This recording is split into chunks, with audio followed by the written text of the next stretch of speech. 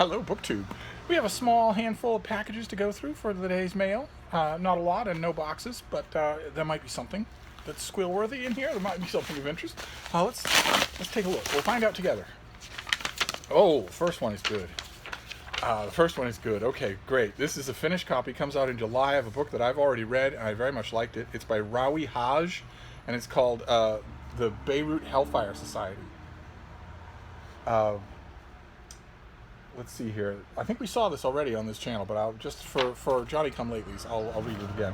The protagonist is nicknamed Pavlov, and he's a young man who learns that his father is a member of the anti-religious sect called the Hellfire Society, which arranges secret burials for outcasts who have been denied last rites because of their religion or sexuality, and seeks to provide dignity to the bodies of the trapped, lost, ignored, and dejected. After his father's death, Pavlov takes over, and the novel follows him as he encounters these outcasts, atheists, homosexuals, prostitutes, drug addicts, each with their own wild, unexpected, and moving stories. A voracious reader of Greek literature, Pavlov sees the fiery funeral rites he reads about in Homer's Iliad in what's happening right in front of him. The bleak repetition of violence numbs his worldview, and he's struck by Homer's seeming indifference to the afterlife and the Hellfire's rejection of religion and tradition. As you can tell, that makes this it's a novel of ideas, and I thought that it might be a little bit arid because of that. Novels of ideas usually are, but I really like this one, so I'm glad to have the finished copy. I will read it again well in time for its July release date. Great. All right, we're off to a fine start. So let's see what this next one is. Oh, another finished copy. Are these all going to be finished copies? That would be nice. Let's see. This is a finished copy of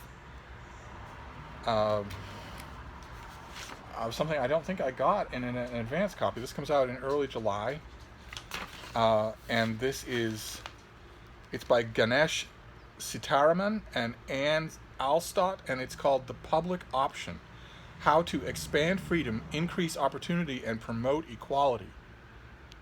And there is a bunch of people in what seems like a public pool, reminding me of a video clip that I just saw of a beach, I think it was in California, where a whale decided to come right up to the breakers, right into shore. It was closer to shore than a lot of people were, just to swim around and see what was going on. I can't imagine. Some of the people were on those, inflatable dinghies, and they saw the whale spout. I mean, it's drone footage, but you can sort of imagine what it would be like at eye level. They saw the whale spout break the surface of the water between them and the shore. I can't imagine what that would feel like.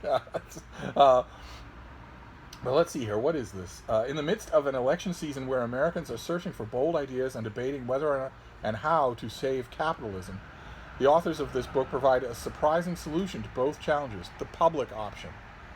From public swimming pools, there we go, that's the cover, to public schools, Americans have long used a public option, government provision of goods and services that coexist with the private marketplace, to expand opportunity while retaining the benefits of markets. In this book, the authors make the case for the public option across a wide variety of new areas, from broadband internet to child care. Okay.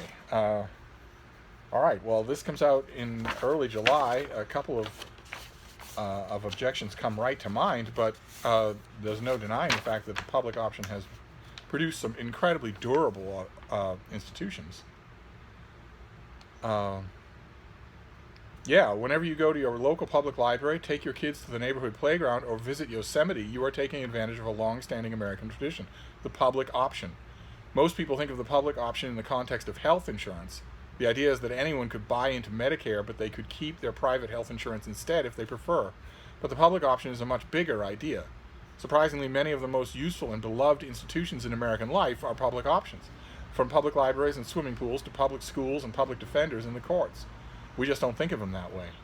Oh, that's interesting. Leave it to Harvard University Press. Any university press, really. These are the books that they make that wouldn't have quite so ready a financial backing in most other publishing houses. Wonderful. Okay, that's fascinating. Right, we're doing fine. Let's move on here. move on to this next one. What have we here?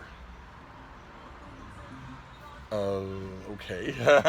All right. A couple of oddities here from Restless Books. The first one is by Barbara Lindgren, illustrated by Anna Hoagland, and translated from the Swedish by Rachel Wilson Broyles, and it is called Look, Hamlet.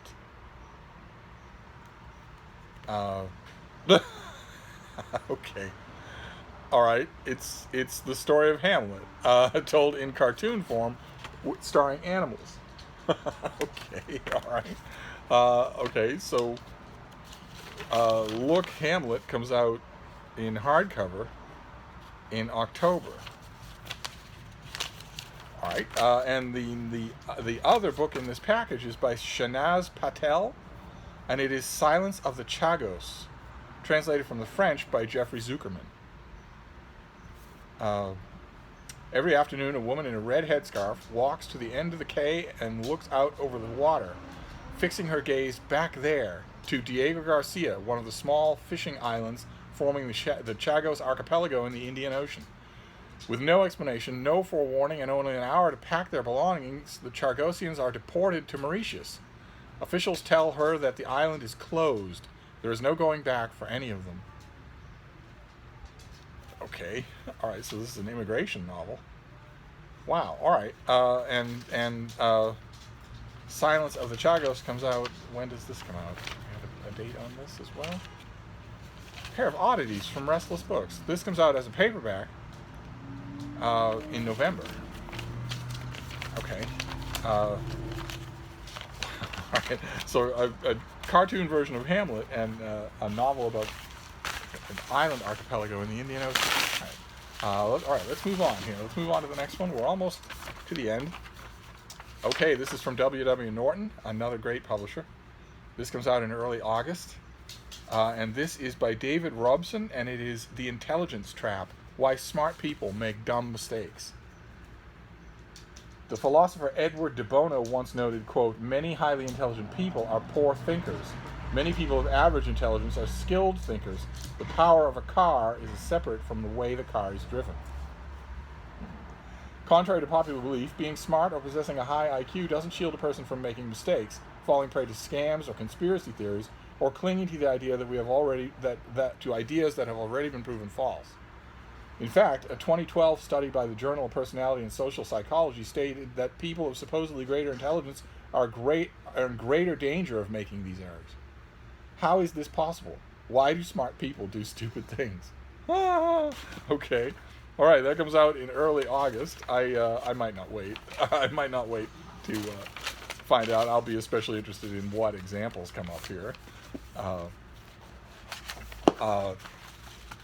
And also, the framing. I'm hoping that the framing is not that. I mean, this is why smart people make dumb mistakes. I'm hoping that the framing is not, that the reverse is not also true, that the author's not trying to claim there's some merit in dumb people, in gut, in people who go by irrationality. I'm hoping that's not true, but you never know.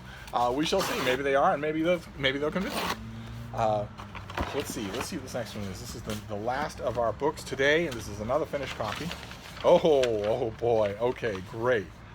All right, this comes out later in the month. This is, or no, not later in the month. This comes out in a month. This comes out in late July. And this is the finished copy of Anthony Ryan's The Wolf's Call. Look at that. This is book 1 of The Raven's Blade. And I think we saw this already on this channel. This is I think this is going to be a trilogy that to as a sequel to the Raven Shadow trilogy. I mean, if I remember correctly, the Raven Shadow trilogy was Bloodsong, Tower Lord, and Queen of Fire, all of which I liked. Yeah, okay. The Raven's Blade novels continue the story of the main character from the Raven Shadow trilogy. Great. Fantastic. Okay. And I was enthusiastic about this. It comes out in late July. It's on my July shelf.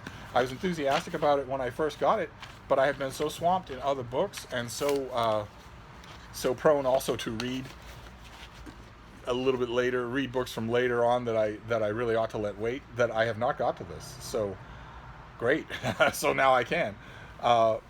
Okay, so that is it. That was a pretty good mail haul. So we have The Wolf's Call, first volume in a new trilogy. We'll see.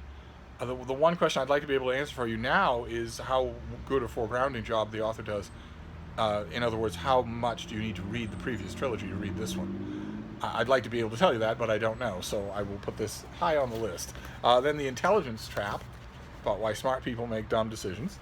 Then Beirut Hellfire Society, which I can recommend. I should be able to recommend all of these. I should have read all of these by now, but no. The Public Option, about something between, a different kind of answer to rampant capitalism, other than more rampant capitalism or outright socialism. Should be interesting to see. And then two weird books from Restless Books: Silence of the Chagos and Look, Hamlet. A little Swedish masterpiece, a whimsical little Swedish retelling of the story of Hamlet. So there we go. That is our second mail haul of the week. Third mail haul of the week. I don't quite remember. Well, anyway, it's a mail haul, and there may be more today.